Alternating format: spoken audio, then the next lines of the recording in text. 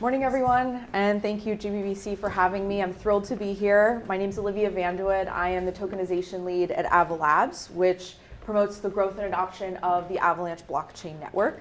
And I came to this space from traditional capital markets, not crypto. And as I'll talk about today, tokenization is what convinced me to make the jump. Let's consider a comparison. A photograph today can travel around the world in under a second, yet transferring the deed to a house can take upwards of 90 days. And the $10 trillion private market still run in large part on bilateral emails and spreadsheets. In that gap between the speed at which information moves and the slowness at which ownership transfers really comes down to how we keep records. Ownership today lives in scattered ledgers that each have to be reconciled against one another.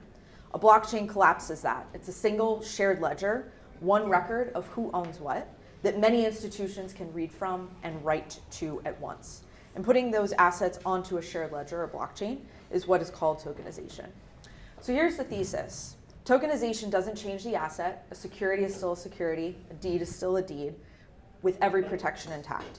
But what does change is the record keeping underneath. And so over the next few minutes, I'll talk about why that gap exists, the infrastructure that's closing it, especially Avalanche, and why it matters well beyond the institutions that are involved. But before any of that, I want to spend a little time on who's making the case. So at Ava Labs, we've been focused on tokenization since day one. And Ava Labs is a US-based software company founded in 2018 out of the computer science department at Cornell University. Our founder is Professor Emin Seer. His work produced the Avalanche consensus mechanism, which is the first new approach since the protocols behind Bitcoin as well as Ethereum. And for those of you who are less familiar, consensus is really simply how a blockchain's validators, the independent computers running the network, agree that a transaction is valid. And what's unique about Avalanche's architecture, and more specifically its consensus mechanism, is that it allows for sub-second deterministic finality and very inexpensive fees, among the lowest fees of leading chains. And the network has been live since 2020. It's open source. So that means that anyone can build on it. It's run by hundreds of validators worldwide. And so we build for it at Ava Labs, but of course we don't control it. And there's already about north of $1.4 billion of tokenized assets live today from the likes of KKR, Apollo, BlackRock, Franklin Templeton, Van Eck, Wellington, and many others that I'll talk about. But back to the question, why does a deed take 90 days to transfer when a photograph can take a second to send? And the answer isn't in the institutions, and frankly, it's not even in the regulation. It really comes down to the architecture. So let's talk about the root cause of all this. Every time ownership changes hands, be it a fund interest, a loan, a deed, that change is recorded by separate institutions on separate systems. Custodians keep the record of the asset, banks keep the record of the cash, and because those legs live on different ledgers, every transaction needs armies of intermediaries to check that both sides agree, and each one adds another layer of intermediation, the work of making separate records match. And that's what produces the numbers that are shown here. It takes 90 days to complete a deed transfer. There's tens of trillions of dollars in private markets that are running on manual bilateral processes, and there are ultimately thousands of ledgers that are perhaps each accurate on their own, but which are really only connected through constant reconciliation. And again, not a failure of institutions or regulation, but the architecture itself and the historically fragmented record keeping that was never designed to talk to itself and in real time. And that architecture, as I'll demonstrate, carries a real cost for everyone in this room and beyond, and it takes a few forms. First of all, there's operational drag. Deeds can take months to get transferred or completed. Rebalancing a portfolio of private assets can quite literally take thousands of manual steps, as a report from JP Morgan demonstrated. Corporate actions such as dividends arrive in unstructured formats to the extent that roughly 75% of firms actually revalidate the same data by hand. And second is embedded costs. All that reconciliation is priced into every product. So corporate actions processing alone runs anywhere from $3 to $5 million a year for some firms, and that's passed through as higher fees, it's passed through as wider spreads, and even higher minimums. And that's a major reason that many high-quality financial products today are often viable only at institutional scale. And the third I'll point out is that of operational risk. Today, critical records sit in decades-old fragile systems. Just in 2023, 23 municipalities in a single US state were actually hit by ransomware, with some paying up to $1 million per incident just to get their own records back. And so all of these are 3 symptoms, but with one root cause. And the fix, again, isn't a product or another regulation. It really comes down to a change in the record-keeping layer itself, which brings us to tokenization. So here's the key idea. Tokenization is really an upgrade to record keeping, and I'd stress importantly, not a net new asset class. A claim on a real asset, such as a fund interest, a loan, a deed, is recorded as a digital token on that shared ledger. The asset doesn't change, the legal protections don't need to change, the custodians, or for property, the public registries can stay where they are, but what does change is the book entry layer underneath, and because everyone works from the same record, settlement replaces reconciliation.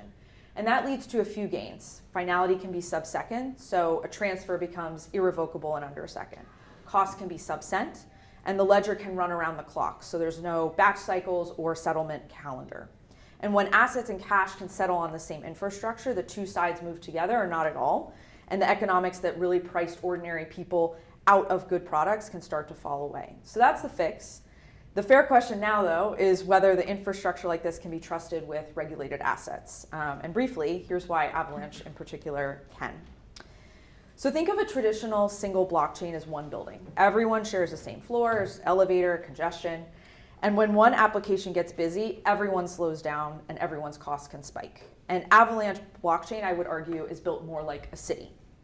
There's a public layer, which is the open chain that we call the C chain, where tokenized assets and applications can coexist and also compose with one another.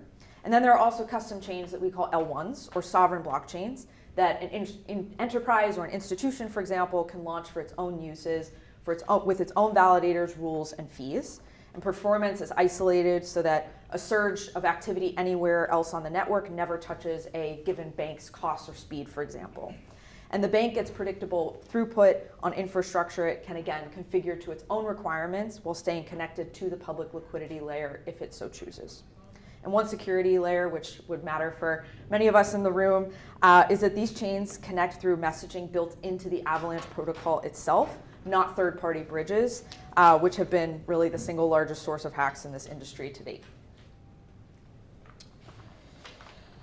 And that's the architecture, but obviously the architecture only matters if institutions can meet the compliance obligations. So here's the part that I really think wins institutions over to Avalanche, and it comes down to control.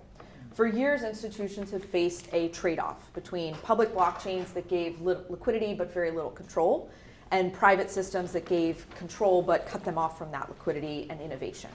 And Avalanche lets an institution or an enterprise set exactly the controls it needs. So who can transact and force through identity infrastructure or verification at the protocol level, and who can build and who can actually run the infrastructure and satisfy, say, data residency rules. And confidentiality works as it does in traditional markets, where trade details can stay private while regulators and auditors granted access on a need-to-know basis. And so the result is that BlackRock, Franklin Templeton, Apollo, KKR, Van Eck, and so on have been issuing, piloting, or already live with tokenization on Avalanche. And that's why they trust it. It really comes down to the flexible architecture with fine-grained permissioning. And so now I want to talk about more concrete examples and deployments across a few different worlds. And I'll start off with wealth management. Advisors have long wanted to put alternatives such as private equity or private credit into ordinary client portfolios, and the barrier was really operational. Rebalancing 100,000 accounts every month took more than 3,000 manual steps across multiple systems.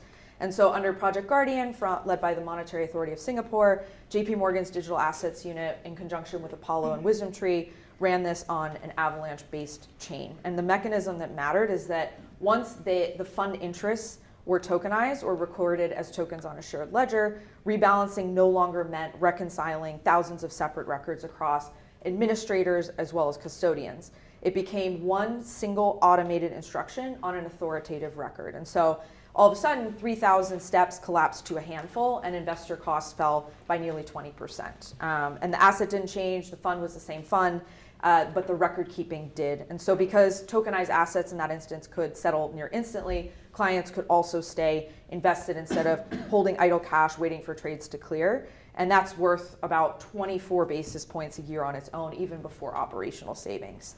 So that's one, and I'll talk about a second in a different corner of the market with Broadridge. So proxy voting, or how shareholders vote their shares, is a core right of equity ownership, but it runs on fragmented paper-era infrastructure. And to date, tokenized securities, as they've been emerging, have had little voting infrastructure at all. And so here's how tokenization has solved it. Broadridge, which processes around $8 trillion in tokenized assets a month, issued the voting record itself as tokens on an Avalanche-based chain. And because every share and every vote lived on a shared ledger, rather than scattered across registrars and intermediaries, each vote was recorded once and independently verifiable, with no reconciliation between competing record keepers and no question of whose tally was accurate. And the result came in May when the first US public company with native tokenized equity held its annual shareholder vote on the platform, with every holding confirmed, vote verifiable, and all inside existing regulatory frameworks. And so that's Wall Street modernizing itself, but I want to talk about another example that's not on Wall Street at all, and that is with Balcony, which is a real estate infrastructure company. Today, county deed systems are highly fragmented, error-prone, and vulnerable, and many run on technology that's decades old. And remember those 23 ransomware attacks I mentioned, that occurred in the same state that Balcony actually piloted their technology. And here's the fix. So Balcony tokenized the deeds themselves, bridging more than 370,000 property records, about $240 billion in real estate, on a shared ledger for Bergen County, New Jersey. And that marks the largest on-chain deed initiative to date. And because the authoritative record now lives on one tamper-evident ledger instead of a vulnerable county database, for example, the title settlement was able to go from 90 days to 1. And that single source of truth surfaced errors that were hiding for years, including one municipality that recovered about $1 million in tax revenue once its records were corrected. So it's tamper-evident, it's ransomware resilient, and also affordable on a county budget. And I would notice this is obviously public sector led. It's a county clerk, not a financial firm, managing these projects here. And so the same tokenization technology that a global bank can employ to cut costs also lets a local government project like this protect residents' records and recover lost revenue. And again, in all three of these instances, the asset stayed what it was: a fund, a share, a deed. Only the record underneath of it changed. And so same fix, three different worlds, but who does it actually serve? I want to start with the scale of the opportunity here. Citi recently put out a report projecting that tokenized assets will grow from about $17 billion today to $5.5 trillion by 2030. And so if you think about just 10% of US retail investors adopting on-chain access, that alone represents about $2.6 trillion in demand for tokenized public equities in the pipeline. And the numbers here matter because of what they mean for people. For savers and investors, institutional grade products become viable at more ordinary account sizes. For homeowners and shareholders, deeds can settle in a day and votes can carry a verifiable trail.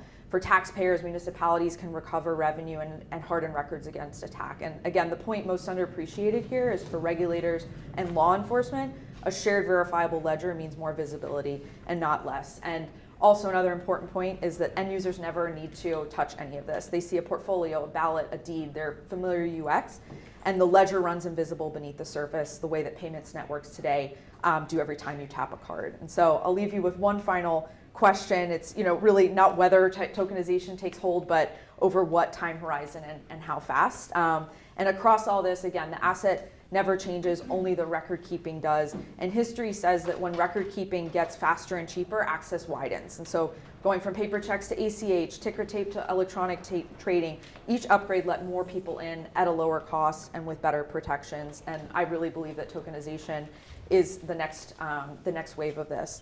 And the trajectory is already set. We've already seen many announcements from DTCC, New York Stock Exchange, NASDAQ. They're not studying this from afar.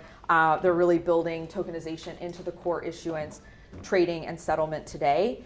And regulated on-chain money, such as stable coins, which are projected to go to $1.9 trillion by 2030, are finally supplying the cash leg that earlier efforts had lacked. So technology is proven, adoption is well underway, as we've seen with examples on Avalanche. And the open question is, again, no longer whether this happens, but how quickly the benefits can reach the public and how evenly. And that isn't, again, determined by technology. It's really determined by policy, which many folks in the room and the audience will be addressing. So thank you for your time, and please feel free to contact me at this email or after the sessions.